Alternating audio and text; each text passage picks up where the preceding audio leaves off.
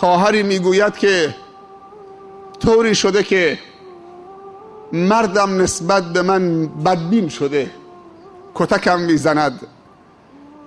هم تذکری بدید، هم برای خودم دعای خیری بکنید. من شوهرم رو دوست دارم، همسرم رو دوست دارم.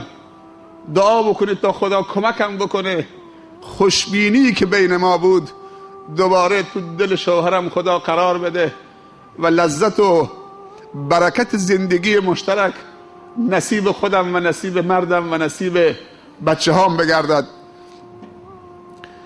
ما برای شما دعا میکنیم، تذکرم میدهی یا اون خوبه. پیامبر صلی الله علیه و سلم فرمودن هیچ نعمتی بعد از نعمت ایمان معادل نعمت همسر صالح نیست، زوجه صالح نیست. برعکسش هم صحیحه، هیچ نعمتی برای زنم معادل نعمت مرد مؤمن و صالح بعد از نعمت ایمان نیست. قدر زندگی همدیگر رو بدانیم. طلاق راه حل نیست، طلاق آخرین راه حله، راه حلی که دیگه هیچ راهی براش وجود ندارد مگر با طلاق. اون یه بحث جداگانه هست. قدر این سرمایه ها را بدانیم. اگر شوهری از همسرش راضی باشد اون زن بهشتیه.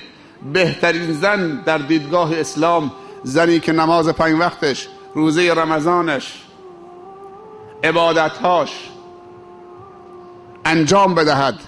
اگر شوهرش بهش نگاه کرد خوشحال بشود، اگر شوهرش بهش امر کرد دستور داد اطاعت بکند، اگر شوهرش رفت مسافرت و غائب شد در 2 چیز اونو حفظ کند، در عفتش و در فراشش و در مالش. این کامل ترین زن است. این زن روز قیامت از هر دری از درهای بهشت که میخواهد وارد میشود. مردم باید واقعا فرشته باشد. خداوند میگه الطیبات للطیبین و الطیبون للطیبات. زنهای پاک برای مردای پاک، مردای پاک هم برای زنهای پاک. برای همتون آرزوی موفقیت دارم.